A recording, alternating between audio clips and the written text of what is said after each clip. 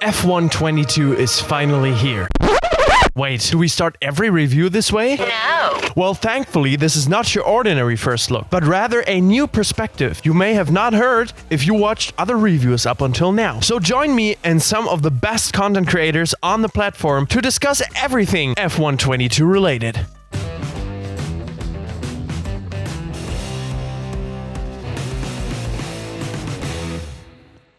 And with that, welcome back to Overtake. F1 is finally back on the menu for all of us with a brand new title. The question I just have is it brand new though? What has really changed over the past 12 months? And can you really rectify calling this game a new beginning? Or is it what we came to expect of the franchise for the past 12 years? I mean, you can't overlook that this year's game is the first under the EA banner since the takeover of Codemasters by said publisher. So in theory, everything should have the handwriting of EA all over it. Furthermore, the addition of this year's Formula Cars with all the regulation changes should already give the game a lot of tailwind, right? So let's start right there. How does the gameplay feel? I have to say, in terms of feeling, this year's F1 is still solid. Both on gamepad and on wheel, it feels a bit more refined to last year. The driver now has more options to control the car with pure intuition, even though it can be a little bit more wild at times.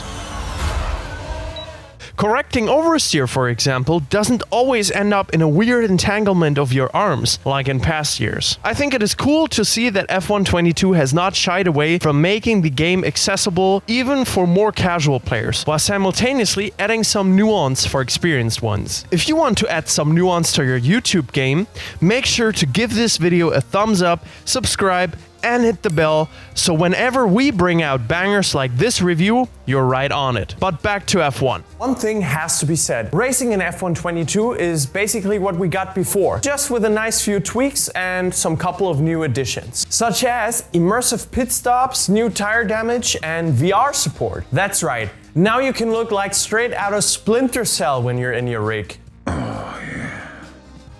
One guy who knows all about that is my good friend Champion Joe, who will now tell you everything he knows. So let's roll. You're absolutely right, Marvin. The VR support in F122 is really the icing on the cake. Fans were waiting for this for ages. They wanted VR support in the F1 games, and now finally it's happening.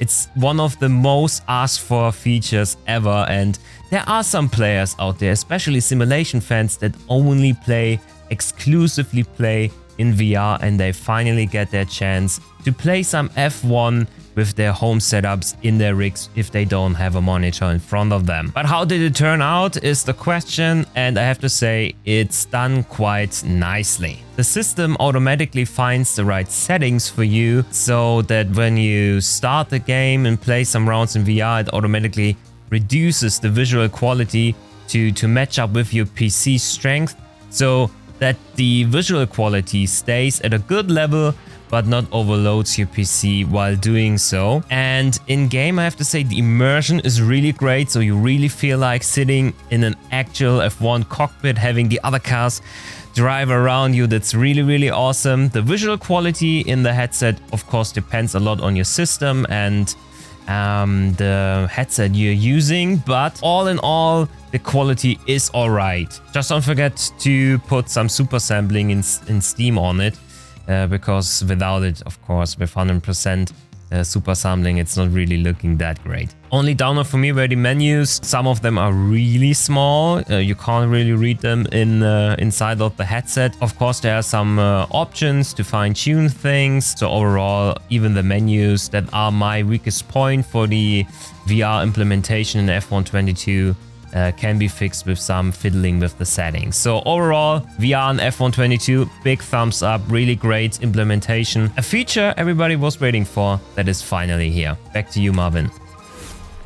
Moving on from immersed racing to immersed managing. The My Team mode, or rather the F1 interpretation of career, is back once again, with the opportunity to lead your team or yourself to a victorious future. And it is here where I was disappointed the most. You see, I think the F1 franchise has been so good at exploring the possibilities of gamification in the past, it's scary. One of the main reasons F1 has had so much casual support from people who never touch racing games otherwise is at parts due to a smart implementation of the career. But this year, everything feels copy-pasted here. I legitimately didn't know if I booted up the wrong game until I saw the cars. The main features stayed the same. It is still the same menu, presentation, and headquarter view. You still get to talk to Captain Obvious at the start and then go through a repeating cycle of race weekends until you feel bored. The best new thing added to the career is the option to choose your team's funding before you start. So basically cheating, but in a good way. Other than that, there's nothing too different from last year, even when I think there could have very well been more. I don't know in which relation F1 22 stands with the upcoming F1 Manager game. But especially for my team, there could have been a lot more attention put on the managerial side of things. These team events you have between each race weekend, why aren't they like small dialogues which you can direct in order to achieve your goals? Ah, the dialogues. That's a good trigger word. How come there are still these meaningless talks in the game instead of real conversations which the player gets called back on later? I mean, it's not like you need some deepfake AI to do that, and it keeps me from just aimlessly taking one option and continuing. But before this turns into some F1 career rant, I want to give it over to our latest Nitro Nights guest, Alex Gillen, so he can give you guys his opinion on the career mode. Hey guys, my name is Alex Gillen and I'm a bit of a career mode merchant, so Overtake have asked me to put together my thoughts on F1 22 career mode. Now, F1 22's career mode hasn't changed that much really, let's be honest. It's more of an evolution, not a revolution. You will find it very, very similar to last year's game overall. The only real notable changes are the 3 new starting points. You can start as a newcomer team, a kind of mid-tier team, or a front-running team. And they've added a few more department events. That's the only real changes you'll notice in career mode itself. So not a huge change, plus a few more My Team icons if you pre-order the Champions Edition. But I will say it does feel different enough. And I think that's mainly because of the new handling model and the new cars. The overcut is what's powerful, not the undercut. Tyres take a number of laps to heat up. The hard tire in particular takes 2 or 3 laps to warm up. So it is quite different actually. I think in reality, no huge changes. So if you're all about career mode and you want it to be overhauled from last year's game, it's not going to be perhaps the game for you. But if you're looking for just perhaps some subtle improvements, not any big changes, definitely could be for you. It just depends whether you're more about the gameplay side or more about the sort of actual, I guess, career mode side. It's all about the upgrades and the building the team for you. One of the nice little changes they've done is you can now copy the livery colors, which is a nice little change. Previously, it was a bit of a pain to have to try and remember the numbers to copy over the livery colors that you use to do other aspects. You now literally can copy and paste those, which is a nice change. But yeah, overall, not a big change this year, but to me, it is worth having. I've been enjoying career mode more so just mainly because of the gameplay elements. It's a lot more challenging now to work your way up, but it's certainly not easy to get it right. I talked about EA at the start of the video, and one new part to F1 22 yells EA more than anything. And no, it's not the fresh... And no, it's not the fresh dubstep beats you can now hear while making your way through the menu. It is the new F1 Live mode. For anyone who loves to show off, this is your place. In F1 Live, you're able to acquire different parts of clothing and furniture to equip to your living room, which for some reason always has visitors in it that never leave. By driving and especially by buying these extravagant accessories with real-life money, you are able to express both your love for fashion and your prowess as a racer. It is meant to be a giant social hub to increase the time you can spend in the game while not driving. The beloved Podium Pass makes a return as well. And who would have thought it is now filled with all kinds of fashion to pimp your character. But the most talked about edition are not some branded sunglasses, but rather the supercars. You heard that correctly. If you have been anywhere on YouTube and watching F1 content over the past months, you will have seen that they are part of this year's car roster. Not only are they aesthetically pleasing, but also drivable. As for the usefulness of them, that is certainly debatable. But someone who has an opinion on them is our old buddy LPN05. So take it away, Lucas. Thank you, Marvin, and nice to be here. I think the addition of supercars in F1 22 is quite okay. It's a nice change during career and my team seasons. Doing some time attack and drift ones really loosens up the whole experience, and the cars are very good to drive. But the problem is, that's about it. Besides that, you can put your car in your F1 Live garage and take a look at it, or go into single player and drive time attack and periodic hot lap modes. That's it. There's no real possibility to drive Grand Prix with the cars beside the 1v1 you have in the periodic hot laps, and there's no opportunity to drive them in the multiplayer. So you can't drive supercars with your friends, which are just big missed opportunities, and I hope Codemasters will fix that in the life cycle of the game. It has to be added, it has to be. In my opinion, a comeback of the classic car would have been much more appreciated, especially because we have icons like Schumacher in the game, and back then when we had classic cars, you could drive them in the multiplayer.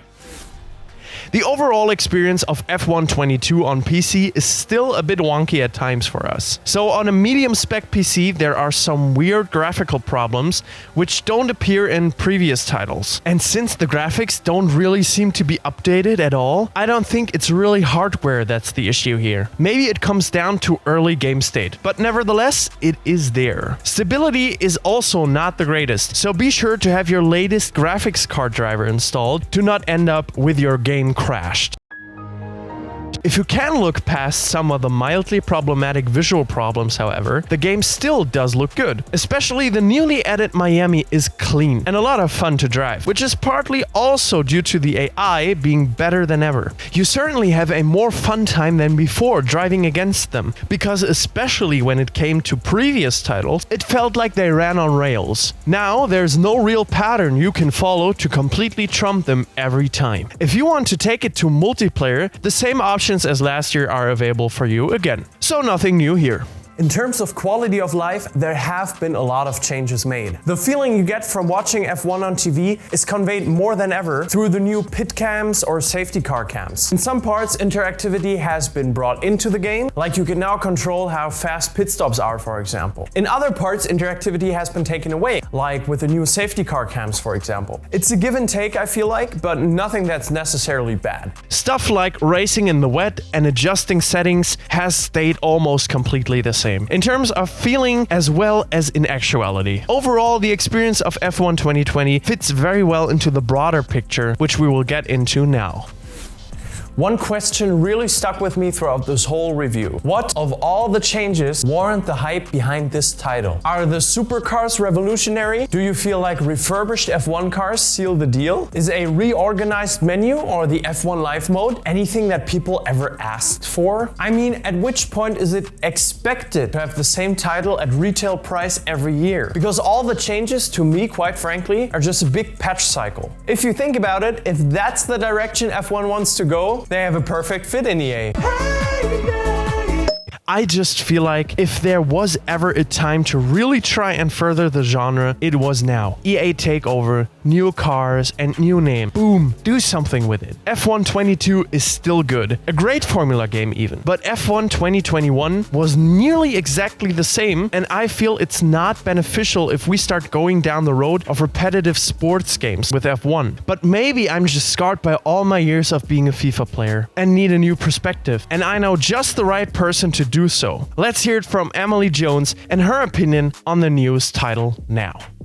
Hey, it's Emily, and I've been spending the last couple of days playing F1 22. It's honestly a F1 game. I really like it. I still think it's the best simulation game of what it's like to be an F1 driver that's out there. The driving physics aren't quite fully up to scratch, I would say, but everything else is fantastic. The way that you can customize your team, your driver, and also kind of the R&D and the campaign mode in the game is, I think it's awesome. I think it's a really good game. It does feel very similar to F1 21, too similar. It's been 9 months since I last played that game, but it feels basically the same. So honestly, it's a tricky one to see where this game fits. It's definitely an evolution, and if you love F1, it's definitely worth spending money on this game. But if you're sort of like a fan but you can wait, it's probably not worth spending money on until the price comes down a little bit. Overall, it's a good sim. It's good racing. I think the single player racing is a lot of fun, so it's really good. That's about everything we have to say about the new F1 game for now. Did you agree with me? my guess, or do you have a completely different opinion? Why don't you just let us know in the comments below? That's it from my side, and until next time, cheerio.